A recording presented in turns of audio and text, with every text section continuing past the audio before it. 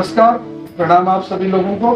मैं हंसराज चौधरी, संस्थापक श्री नवग्रह आश्रम सेवा संस्थान की ओर से आप सबको प्रणाम करता हूँ। आप सबको मेरी राम राम, राधे राधे, जय श्री कृष्णा, सत श्री अकाल और अस्सलाम वालेकुम।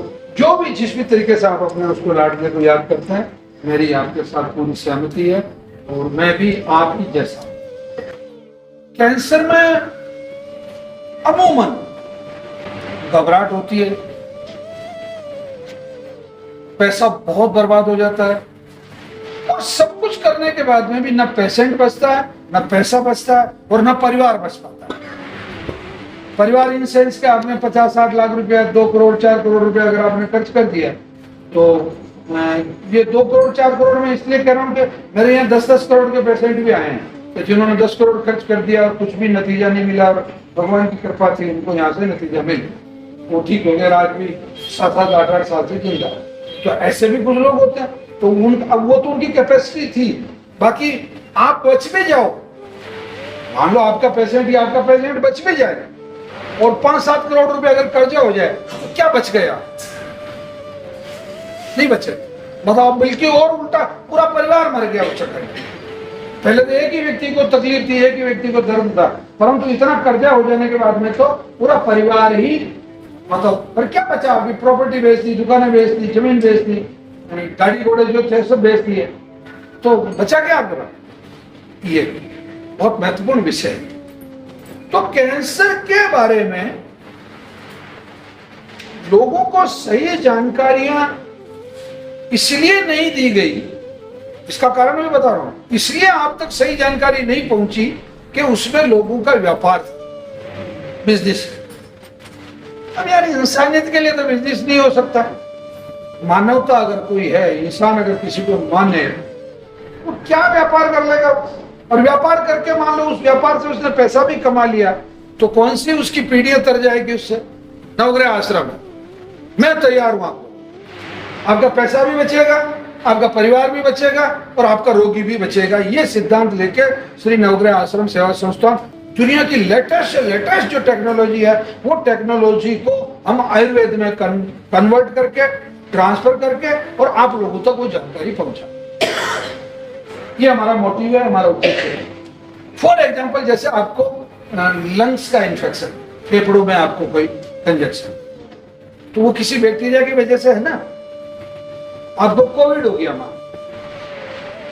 तो उसका वायरस है ना। आपको हेपेटाइटिस बी हो गया, उसका भी वायरस है ना। आपको HIV हो गया तो उसका भी वायरस है ना। आपको फंगस दाद हो गया, कुछ स्कैबिज हो गया, या आपको एक्जिमा हो गया, उसका फंगस है ना। या आपको लगातार उल्टी दस्ते हो रही है तो उसका अमीबा है ना, निमेटोड्स है ना उसके। या आपको किसी ने काट खाया तो एफिड है ना, जैसिड है ना, थ्रिप्स है ना। अगर कुछ न कुछ कारण है ना।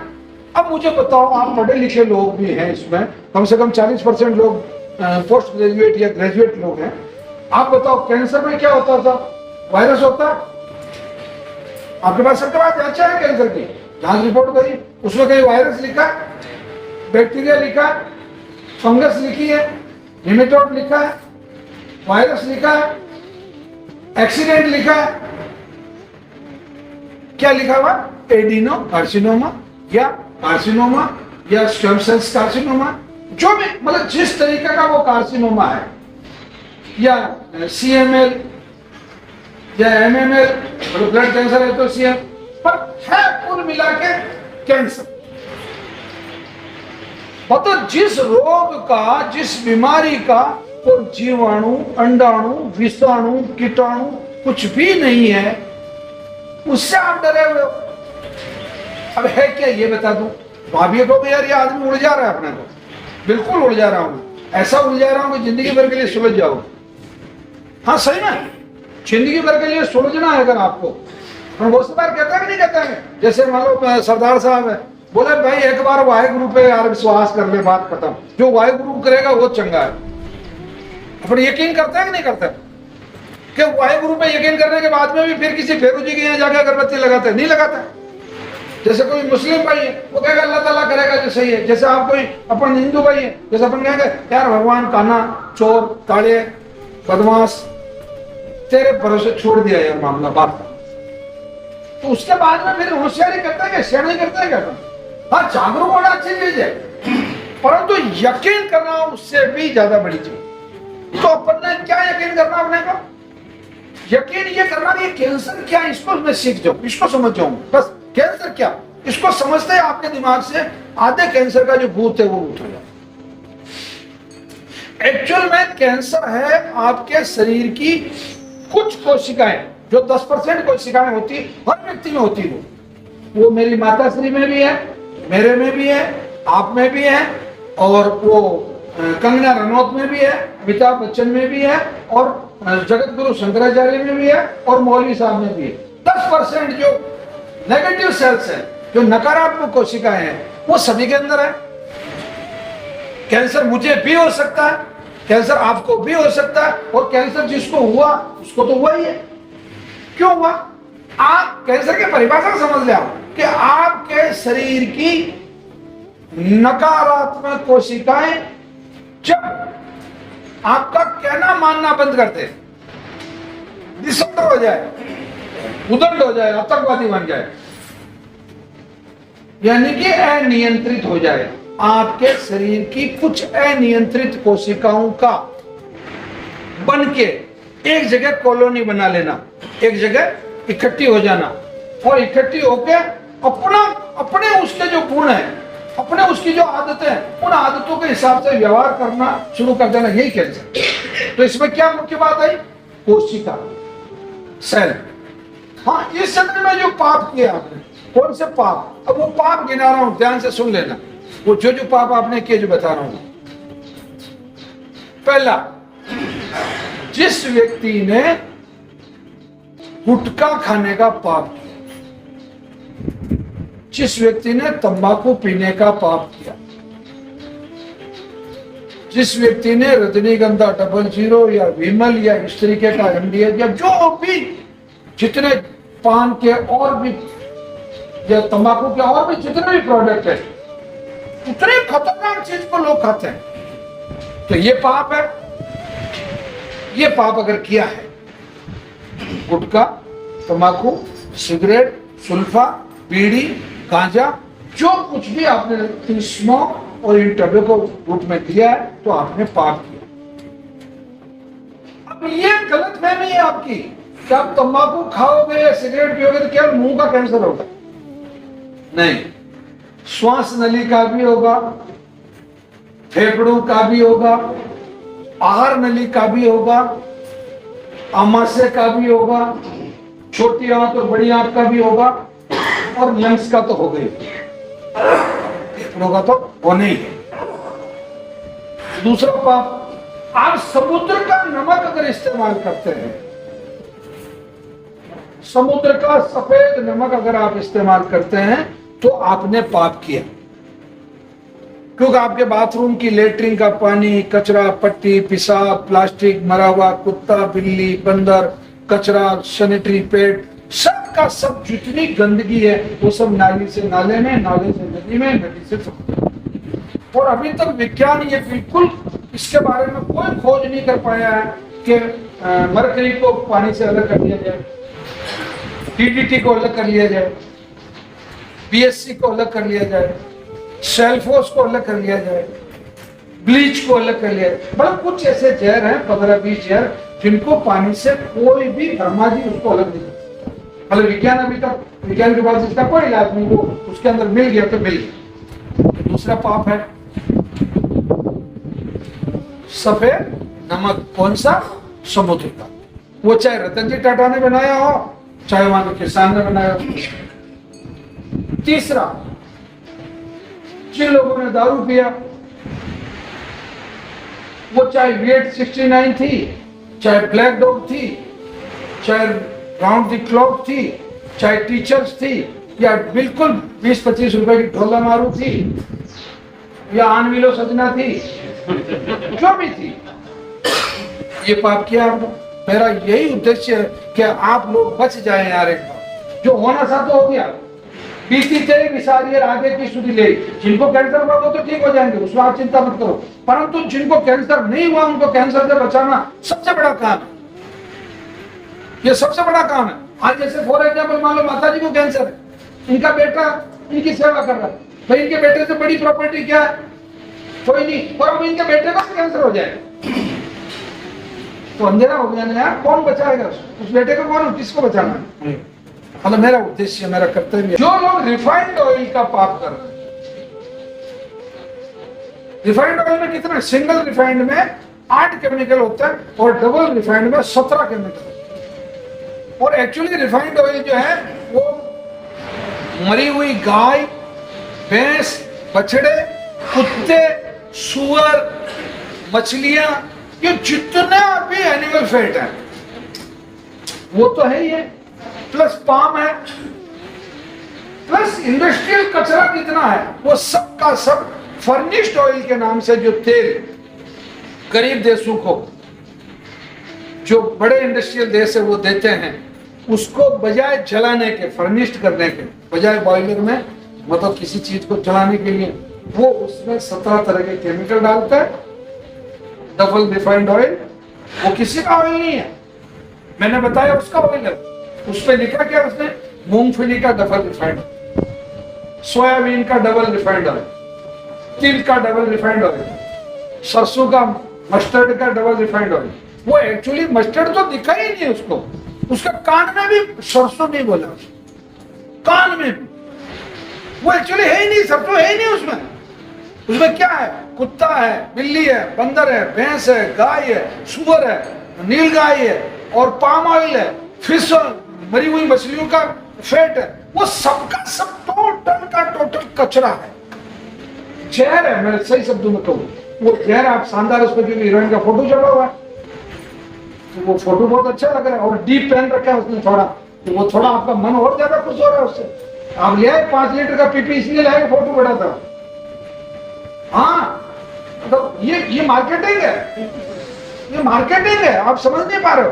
तंबाकू मतलब नहीं खानी है, बात खत्म, उसका कोई समाधान नहीं। और ऐसा नहीं कि साहब गुटखा खा रहा हूँ बना के खाने लग जाऊंगा, नहीं भैया नहीं, तंबाकू नहीं मतलब नहीं, चूनी दे दूं क्या, सूंघ लो क्या उसको, नहीं भाई नहीं। तो पहला चैप्टर क्लोज हो गया। पहले पाप का समाधान यही है कि पाप मत करो। दूसरे वाले का समाधान, समुद्र का जो सफेद नमक है उसका एक्सैक्टली बिना किसी डाउट के सेंधा नमक। थोड़े जेब में ज्यादा पैसे है तो काला नमक, वैसे सेंधा नमक को गर्म करके काला बनाया जाता है, बाकी काला खदान से नहीं निकला। ओके, अगला रिफाइंड ऑयल। रिफाइंड ऑयल का सबसे समाधान, शानदार समाधान, आप जिस क्षेत्र के रहने वाले हैं, तो आप जहां पैदा हुए हैं और जिस क्षेत्र में रह रहे हैं, उस क्षेत्र में तेल की फसल कौन सी पैदा होती है, बस बात खत्म। जैसे यूपी, बिहार सरसों होती है, भैया सरसों जिंदाबाद। गुजरात वाले कपासिया होता है, कपासिया जिंदाबाद। राजस्थान में तिल और तिल्ली होती है, जिंदाबाद। मध्य प्रदेश में, महाराष्ट्र में मूंगफली होती है या खिरडी होती है, जिंदाबाद। साउथ में सूरजमुखी होती है और सनफ्लावर, जिंदाबाद।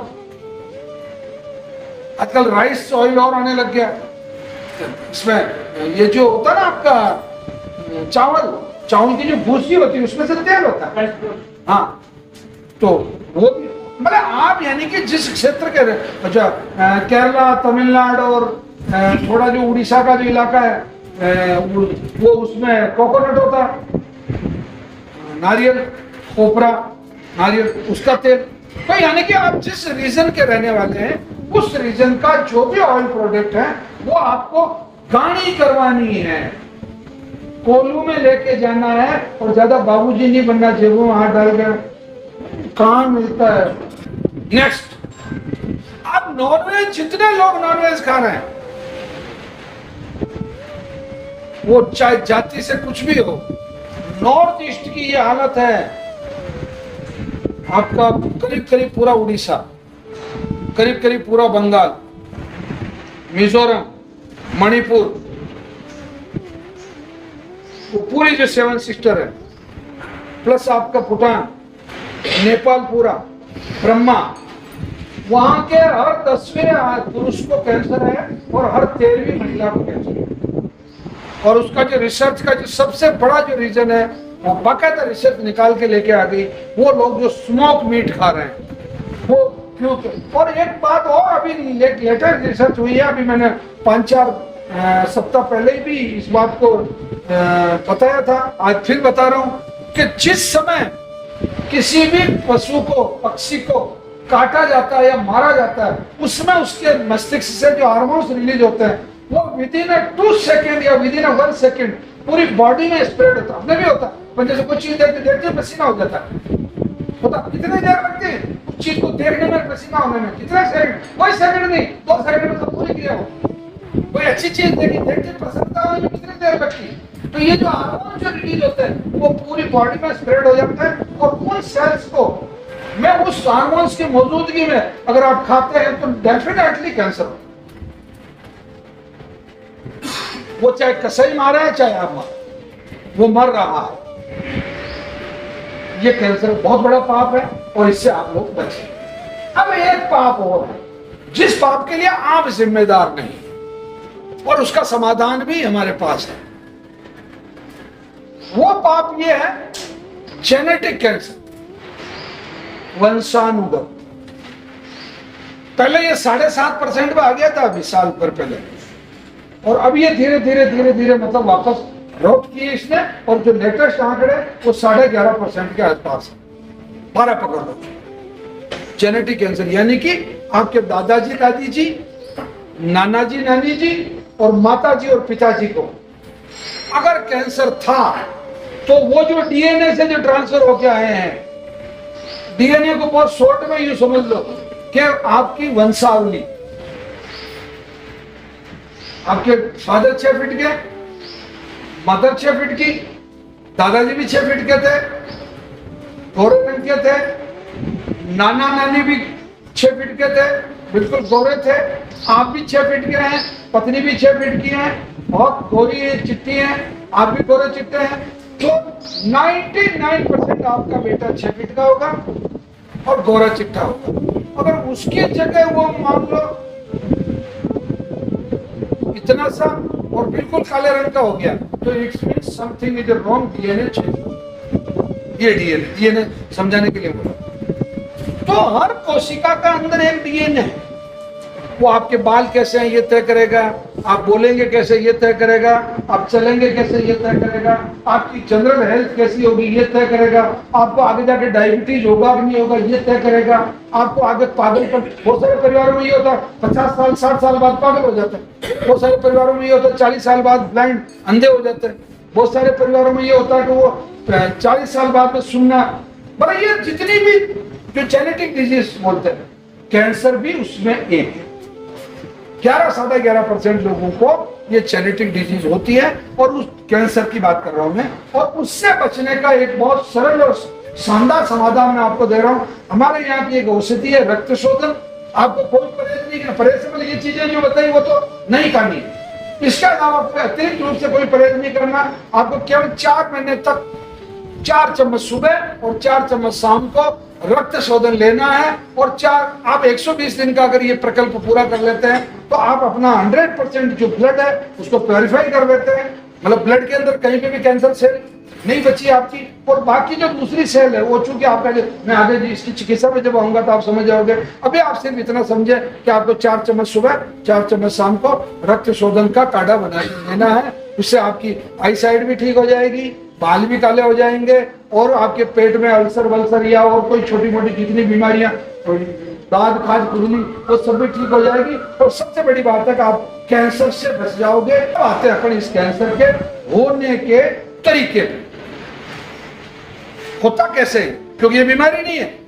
वायरस होता तो मुंह से, नाक से या किसी तरीके से जाता, फंगस होती तो कनेक्टिविटी से आती, बैक्टीरिया होता तो कोई मच्छर मक्खी वगैरह कोई लेके आता या खाने में जाता।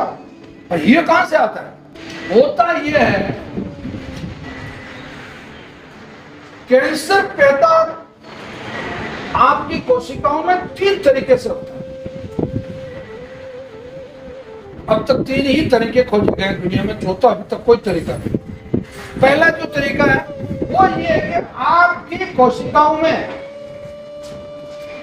जो जीव द्रव्य है, जिसको मैं यूं कहूं कि आवश्यक पोषक तत्व है, इस आवश्यक पोषक तत्व को पहले समझ लो, थोड़ा और इजी हो जाएगा, आप पे थोड़ा लोड नहीं आएगा। एक्चुअली क्या होता है कि किसी भी इंसान का शरीर है ना, अमीर गरीब हिंदू मुस्लिम सब जितने भी लोग हैं दुनिया में, अंग्रेजी आने वाला अंग्रेजी नहीं आने वाला, सब ये सबका शरीर 7 धातुओं से मिलकर बने।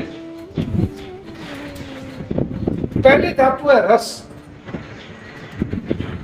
जो आप कुछ भी खाते हैं, जो आप कुछ भी पीते हैं, जो आप कुछ भी देखते हैं और जो आप कुछ भी सुनते हैं, उससे आपके शरीर में रस का निर्माण होता है। तो देखने और सुनने का तो अभी अपन उसको तो रोक लेते हैं, तो भाई आप अच्छा देखो और अच्छा सुनो बात। अब आ जाते हैं अपन, आपने हरी सब्जियां खाई, रस किसका बनेगा? हरी सब्जियों का। गाय का दूध पिया, गाय की छाछ खाई, किसका रस बनेगा? गाय के दूध की छाछ का। गाय का घी खाया, किसका रस बनेगा? गाय के घी का बनेगा। शहद खाया, किसका बनेगा? शहद का बनेगा। अच्छी बात। कंदमूल फूल खाए, उसका बनेगा। हरी सब्जियां खाई, उसका बनेगा। पुट्टू रागी सामा बगर सावन ये चीजें खाई, इसका बनेगा। अब जस्ट इसका उलट, दारू पिया, किसका बनेगा? दारू का बनेगा। नॉनवेज खाया, किसका बनेगा? नॉनवेज का बनेगा। रिफाइंड ऑयल खाया, किसका बनेगा? रिफाइंड ऑयल का बनेगा। समुद्री नमक खाया, किसका बनेगा? समुद्री नमक का बनेगा। नंगे फोटो देखे, नंगी पिक्चर देखी, वीडियो देखे, किसका बनेगा? नंगे वीडियो का देखो। भगवान के दर्शन किए या वो गुरुद्वारे के दर्शन किए या मजार शरीफ के किए, किसका बनेगा? इसका बनेगा। तेरी मेरी सुनी, किसका बनेगा? तेरी मेरी का। अच्छा सुना, किसका बनेगा? तो पहला जो चैप्टर है, जो पहली धातु है वो है रस। रस से बनता है रक्त, खून, ब्लड। रक्त से बनता है मांस। मांस क्या क्या अपने शरीर में?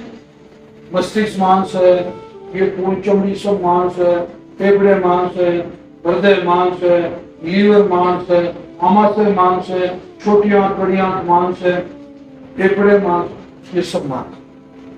हड्डी भी है शरीर में, खून भी है शरीर में, पानी भी है शरीर में, ये सब मांस। ठीक।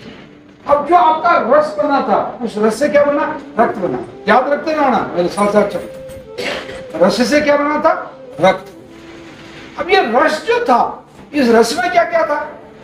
ये जो आपने जो कुछ भी खाया, इसमें विटामिन था, कई विटामिन थे, कई प्रोटीन थे, कई मिनरल थे, कई फैट्स थी, कई फाइबर थे,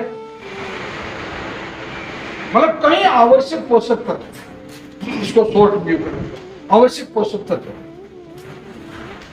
उससे बन गया रस, बन गया रस से रक्त बन गया, तो रक्त में है वो सब चीजें। फिर रक्त से बना मांस, मांस से बनती है चर्बी, फैट। चर्बी से बनती है हड्डी, बोन। बोन से बनता बोन मेरो, अस्थि मज्जा। बोन मेरो में पुरुषों में बनता है शुक्र, माता बहनों में बनता है रज, और रज से बनता है ओज, शुक्र से बनता है ओज। ओज का मतलब आपकी आभा, ग्लो, इनर पावर, इच्छा शक्ति, ताकत। कौन सी? लट वाली नहीं, इनबिल्ट हिम्मत जिसको कहते हैं। ओज, और ओज को बहुत शॉर्ट में समझना होती है, चारों ओजस्वी है, ये चारों महानुभाव ओजस्वी हैं, और अपन है कि नहीं है फैसला कर लेना। हम वो आप पे फैसला, वो तो ओजस्वी है, इसमें कोई संशय नहीं। आप है कि नहीं है? उनके चेहरे पे 12:15 बज रही है, आपके 12:15 बज रही है कि 10:30 बज रही है, आप अपना हिसाब लगा लेना।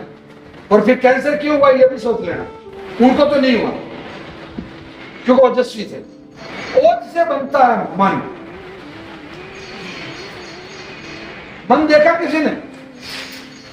मन होता भी नहीं होता, होता तो है। आयुर्वेद के ग्रंथों में लिखा है कि मन जो है वो हृदय स्थल में रहता है। मूल मुद्दे की बात यह है तो जिसका मन जितना मजबूत, मन के आ रहे मन के जीते जी, मन लोभी, मन लालची, मन चंचल, मन चोर, मन के मते न चालिए, मन पलक पलक में हो। अरे यार ये लड़ाई जीत जाएंगे अपन, क्या बात कर रहे हो? मेरा मन कर रहा है अपन जीतेंगे, अपना कैसे ठीक होना। ये मन किसका मजबूत होगा? जिसका ओज मजबूत होगा। जिस व्यक्ति ने अपना ओज खो दिया वो तैयारी करो कैंसर के आने की। और जिस व्यक्ति ने अपना ओज बचा के रखा, दुनिया की कोई ताकत नहीं जो आदमी को कैंसर हो जाए। ओज कैंसर की सबसे बड़ी एंटीबायोटिक भी है, एंटीडोज भी है, और यूं कहें कि तो कैंसर की सबसे बड़ी मेडिसिन ही ओज। मेरा पूरा जो मैटर है वो ओज पे आना है। चलिए, तो शुक्र और रज जिसका अच्छा है, इसका अच्छा होगा। शुक्र और रज किसका अच्छा होगा? जिसका बोन मेरो अच्छा होगा। बोन मेरो किसका अच्छा होगा? जिसकी हड्डी अच्छी होगी। हड्डी किसकी अच्छी होगी? जिसका चर्बी अच्छी होगी। चर्बी किसकी अच्छी होगी? जिसका मांस अच्छा है। मांस किसका अच्छा होगा? जिसका खून बहुत अच्छा होगा। खून अच्छा होगा। खून किसका अच्छा होगा? जिसका रस अच्छा होगा। और रस किसका अच्छा होगा? जिसका आहार अच्छा होगा, जिसके विचार अच्छे होंगे। आहार व्यवहार बात करते हैं ना, मतलब जीवन के 3 ही सूत्र हैं, आहार, विचार और व्यवहार। किसी व्यक्ति ने, वो थे डॉक्टर वार्बल, 1931 में उनको नोबेल प्राइज मिला, 1931 में। उन्होंने करीब 1917-18 से रिसर्च शुरू कर दी थी कि भाई ये कैंसर का रीजन क्या। तो पहला रीजन जो उन्होंने पकड़ा हुआ रीजन ये था कि अगर 48 घंटे तक, 48 आवर्स तक, अगर आपको मात्र 35% ऑक्सीजन कम कर दी जाए आपकी, केवल 48 घंटे बोल रहा हूं, 48 घंटे 2 दिन ही होते हैं, 2 दिन तक अगर आप दिल्ली में रह लें, सबसे अच्छा उदाहरण, फ्री की बिजली, फ्री का पानी, फ्री की जेल, मतलब 48 घंटे दिल्ली में रह लो आपके 2 दिन, डेफिनेटली आप उसकी तरफ जा रहे हो। अगर आपका अगर ओज कमजोर है तो, या आपकी जो इम्यून सिस्टम, आपकी रोग प्रतिरोधक क्षमता अगर कम है, आपकी WBC अगर कम है, तो डेफिनेटली मतलब दिल्ली में 48 घंटे तक 35% कम ऑक्सीजन में रहने का मतलब कैंसर की गारंटी।